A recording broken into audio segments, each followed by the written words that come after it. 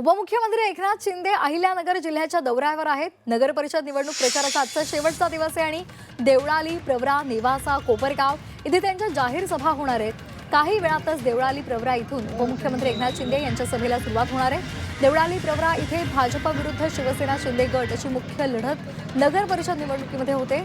सभास्थळाहून याचा आढावा घेतला आमचे प्रतिनिधी कुणाल जमदाडे यांनी। पाहूया।